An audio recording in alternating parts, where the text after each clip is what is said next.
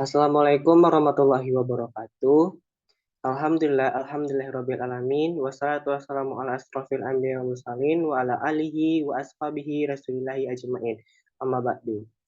Puji syukur marilah kita ucapkan atas kehadirat Allah Subhanahu wa taala yang mana telah melimpahkan rahmat dan karunia-Nya sehingga kita dapat berkumpul pada Zoom meeting kali ini, yaitu mengenai presentasi kelompok 6, yaitu materi tentang paragraf. Salawat beriringan salam tanpa pula kita hadiahkan kepada junjungan umat, yakni Nabi besar Muhammad Shallallahu Alaihi Wasallam, yang mana beliau telah membawa umatnya dari zaman jahiliyah sampai zaman yang berilmu pengetahuan alam seperti yang kita rasakan pada saat sekarang ini.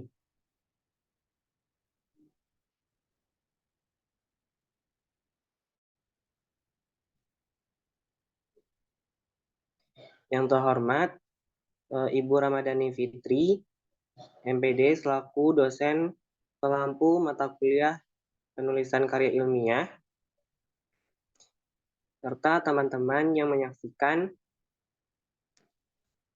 video presentasi dari kelompok 6 pada kesempatan kali ini. Baik, tanpa memperpanjang kata-kata mukadimah, kami dari kelompok 6 akan mempresentasikan materi kami itu mengenai paragraf. Sebelum masuk pada pokok pembahasan materi, saya akan memperkenalkan anggota kelompok terlebih dahulu.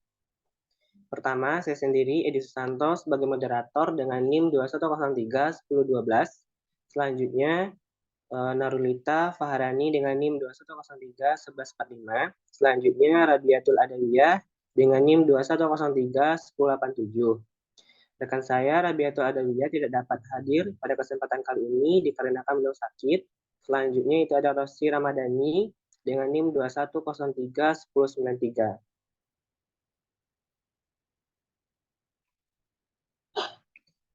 Sebelum masuk pada penjelasan dan penyampaian materi, saya akan menyampaikan sub-sub materi yang akan kami jelaskan pada kesempatan kali ini. Yang pertama itu ada pengertian paragraf, yang kedua itu ada unsur-unsur paragraf, yang ketiga ciri-ciri paragraf yang baik, yang keempat jenis-jenis paragraf, yang kelima pola pengembangan paragraf, dan keenam transisi. Untuk materi pertama, yaitu mengenai pengertian paragraf yang akan disampaikan oleh saya sendiri. Pengertian paragraf. Menurut Kamus Besar Bahasa Indonesia atau dikenal dengan KBBI, paragraf adalah bagian bab dalam suatu karangan yang biasanya itu mengandung satu ide pokok dan penulisannya itu dimulai dengan garis baru. Paragraf ini dimulai dengan spasi atau penakukan, kira-kira 5 ketukan, dan diberi jarak lebih antar paragrafnya, dan panjang paragraf itu tidak dibatasi. Nah, paragraf adalah gabungan beberapa kalimat yang saling berhubungan dan menghasilkan suatu tema tertentu.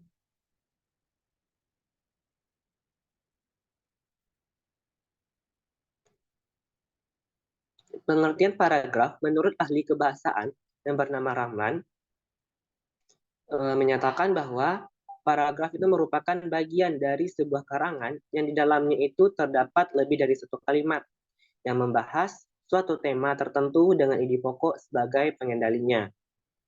Sementara itu, paragraf juga merupakan suatu kesatuan pikiran yang lebih tinggi dan lebih luas dari kalimat. Alinea juga merupakan himpunan dari kalimat yang saling berhubungan untuk membentuk sebuah gagasan, menurut Goris Karaf. Materi yang kedua yaitu mengenai unsur-unsur paragraf. Unsur-unsur paragraf itu berfungsi membentuk kalimat agar paragraf itu baik. Misalnya kalimat utama tanpa kalimat penjelas itu tidak akan membentuk paragraf yang sempurna. Nah, unsur paragraf yang pertama itu ada topik atau gagasan utama. Topik atau gagasan utama itu merupakan ide utama yang ingin disampaikan penulis kepada pembaca. Intinya, gagasan utama itu layaknya jiwa yang menghidupkan sebuah paragraf agar menarik di mata membaca. Unsur yang kedua yaitu kalimat utama. Kalimat utama itu berisi gagasan utama yang diletakkan itu secara tersurat pada awal atau akhir paragraf. Namun, kalimat utama itu dapat juga ditemukan pada awal dan akhir paragraf. Kalimat utama itu bersifat umum dan akan dikembangkan oleh kalimat-kalimat pendukung lainnya. Unsur yang ketiga itu ada kalimat penjelas atau kalimat pendukung. Kalimat penjelas atau kalimat pendukung itu berfungsi untuk mengembangkan dan memperkuat gagasan yang disampaikan pada kalimat utama. Kalimat penjelas itu bisa berupa data pelengkap seperti opini, fakta, atau data-data yang valid. Contohnya, Gunung Merapi yang terletak di kawasan Magelang, Jawa Timur itu merupakan gunung aktif di Indonesia. Sewaktu-waktu, Gunung Merapi ini bisa meletus. Letusan Merapi yang paling hebat itu tercatat pada tahun 2010 yang memakan sekitar 330 korban jiwa.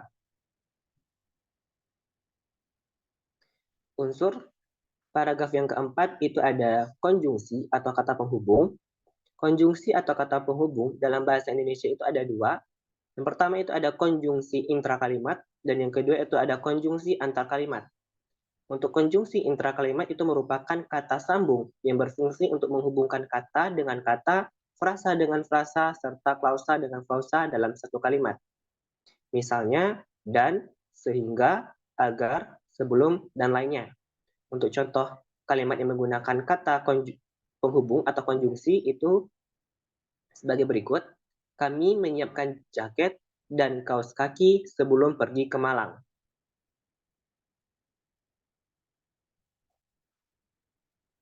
Ciri paragraf yang baik. Baik, sekian penyampaian materi dari saya. Selanjutnya itu ciri paragraf yang baik yang akan disampaikan oleh Hani. Kepada Hani, disilahkan. Baik, terima kasih kepada Edi. Selanjutnya materi ketiga yaitu ciri paragraf yang baik. Paragraf yang baik adalah paragraf yang memiliki kepaduan antara unsur, baik gagasan utama dengan gagasan penjelas atau antar kalimat-kalimatnya. Kriteria paragraf yang baik itu yaitu kepaduan paragraf, kesatuan paragraf, kelengkapan paragraf, kesatuan kohensi, dan kepaduan koheren. Materi keempat yaitu jenis-jenis paragraf.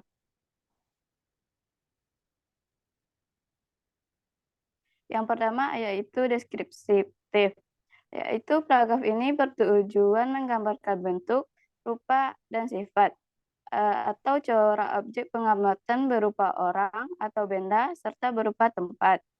Selanjutnya naratif. Unsur yang paling penting pada paragraf ini adalah unsur peristiwa atau tindakan, sehingga pembaca dapat serta mengikuti peristiwa pada cerita. Selanjutnya, argumentatif.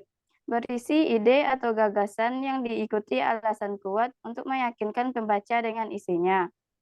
Selanjutnya, ekspositorif. Berusaha menguraikan suatu ide pokok dan dapat memperluas pandangan pada seorang pembaca. Selanjutnya, persuasif. Berusaha meyakini orang agar melakukan suatu yang dikehendaki pembicara pada waktu sekarang.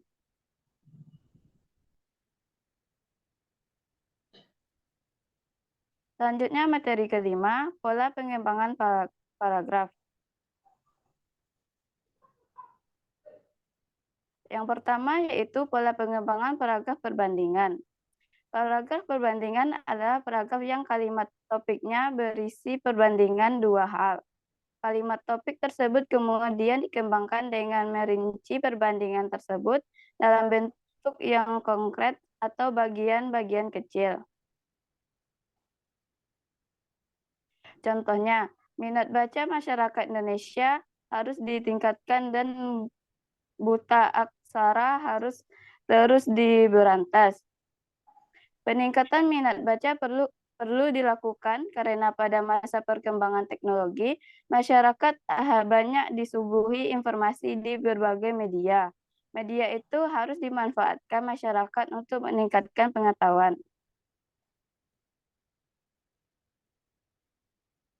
Paragraf di atas merupakan jenis paragraf deduktif. Paragraf yang memiliki kalimat topik di awal paragraf. Terlihat dengan jelas kalimat topik berisi perbandingan dua hal.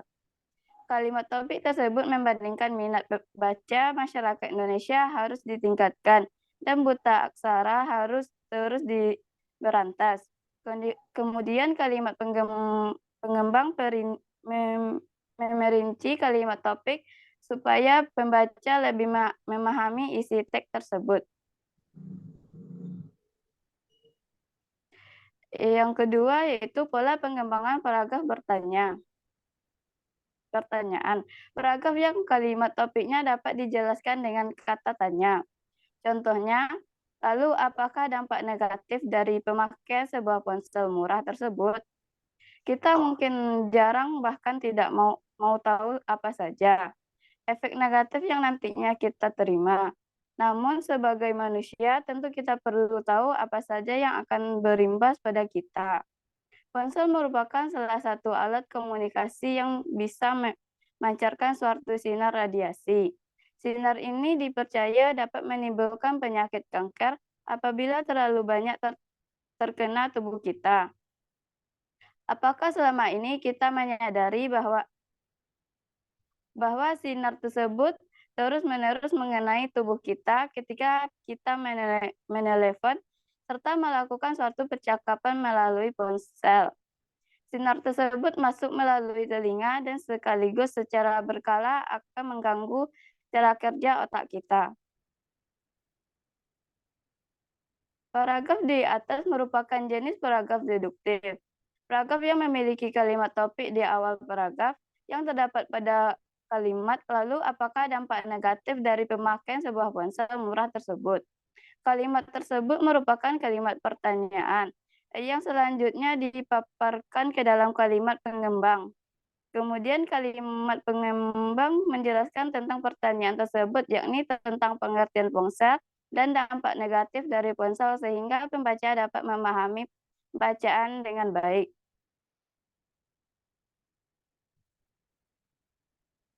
Yang ketiga yaitu pola pengembangan paragraf sebab akibat. Paragraf yang kalimat topiknya dikembangkan oleh sebab atau akibat. Contohnya, tsunami tercipta saat permukaan dasar air laut bergerak naik turun di sepanjang belahan selama gempa terjadi. Patahannya menyebabkan keseimbangan air menjadi terganggu. Makin besar daerah patahan yang terjadi, makin besar pula tekanan gelombang yang dihasilkan. Selain itu, tsunami juga tercipta karena meletusnya gunung berapi yang menyebabkan pergerakan air di laut atau perairan di sekitarnya sangat tinggi. Gelombang yang besar menyebabkan banjir dan kerusakan saat menghantam pantai. Kalimat topik di atas terdapat pada kalimat awal yang biasanya disebut paragraf deduktif. Kalimat topik pada teks di atas adalah tsunami tercipta saat permukaan dasar laut bergerak naik turun di sepanjang patahan selama gempa terjadi. Kalimat topik ini merupakan sebab, sedangkan yang menjadi akibat adalah kalimat pengembang yang merupakan akibat, yaitu gelombang yang besar menyebabkan banjir dan kerusakan saat menghantam pantai. Sekian materi dari saya kembalikan kepada moderator.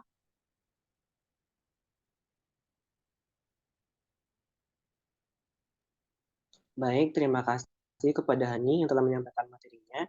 Untuk materi selanjutnya itu mengenai pola pengembangan paragraf akan disampaikan oleh Rosi. Kepada Rosi disilahkan. Baik, terima kasih kepada moderator. Saya akan melanjutkan pola pengembangan paragraf yang keempat, yaitu pola pengembangan paragraf perulangan. Di mana pola pengembangan paragraf ini, kalimat topiknya adalah pengulangan kata atau kelompok kata. Contohnya, Pasar Biringharjo merupakan pasar tradisional di Yogyakarta yang patut untuk dikunjungi.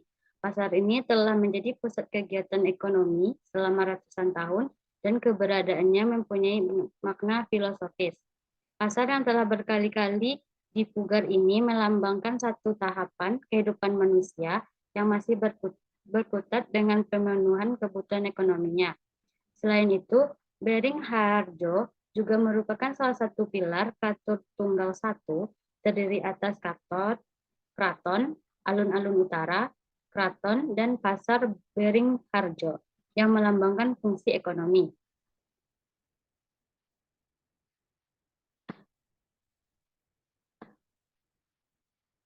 Kalimat topik di atas terdapat pada kalimat awal biasa disebut paragraf deduktif. Kalimat topik pada teks di atas adalah Pasar Beringharjo, merupakan pasar tradisional di Yogyakarta yang patut untuk dikunjungi. Kalimat topik tersebut kemudian dijelaskan oleh kalimat-kalimat pengembang yang merupakan perulangan.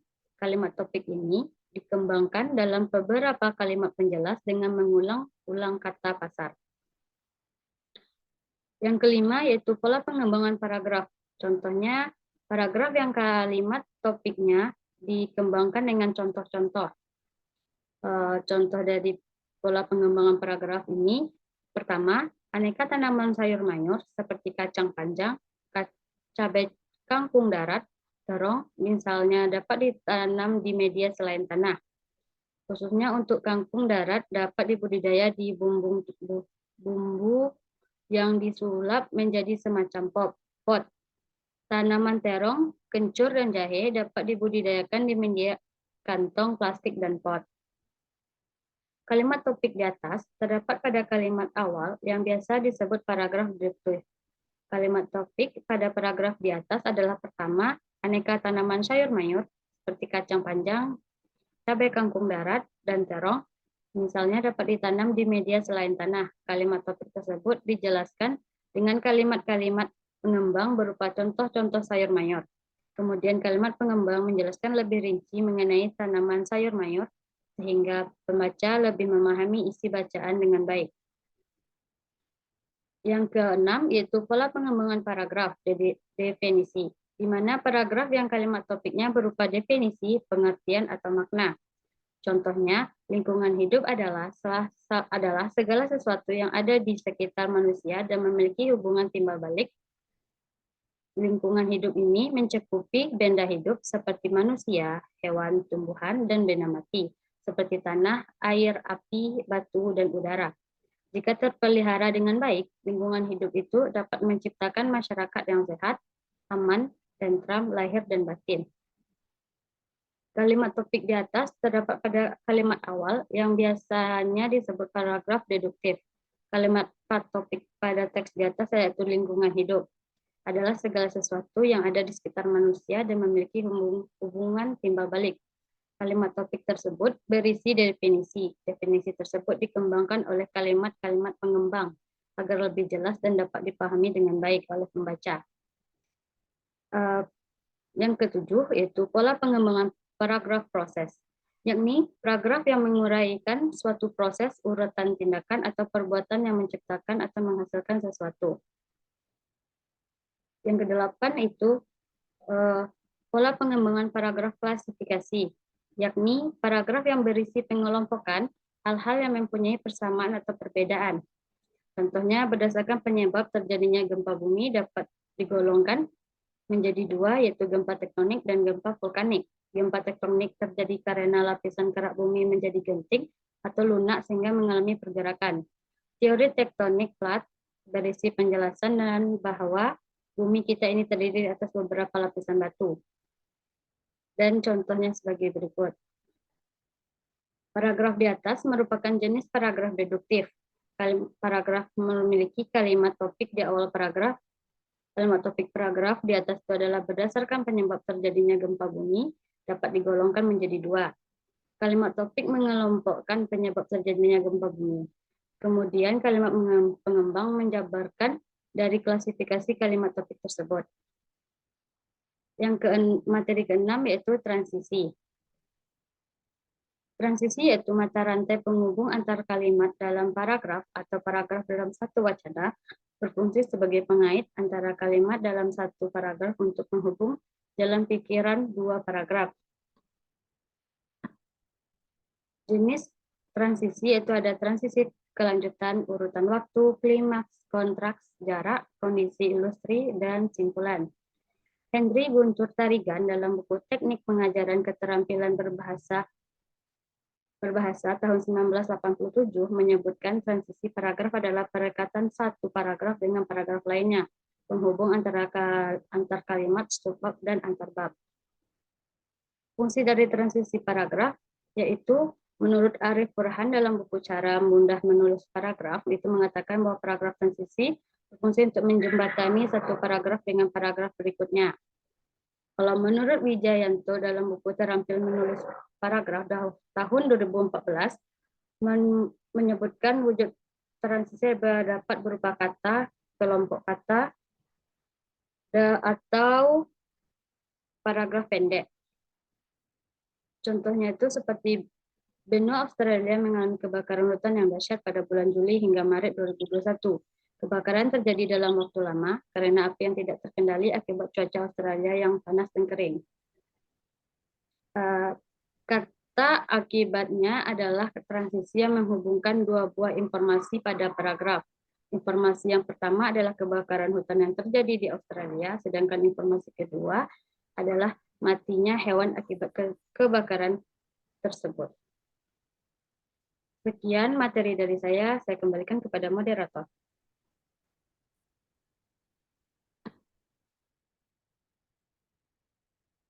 Baik, terima kasih kepada Rosni yang telah menyampaikan materinya. Dengan berakhirnya pembacaan materi dari Rosni, maka berakhir pula presentasi kami dari kelompok 6 pada kesempatan kali ini. Kami dari kelompok 6 mohon maaf apabila ada salah kata dalam penyampaian dan perbuatan dalam presentasi. Kami akhiri dengan mengucapkan Assalamualaikum warahmatullahi wabarakatuh.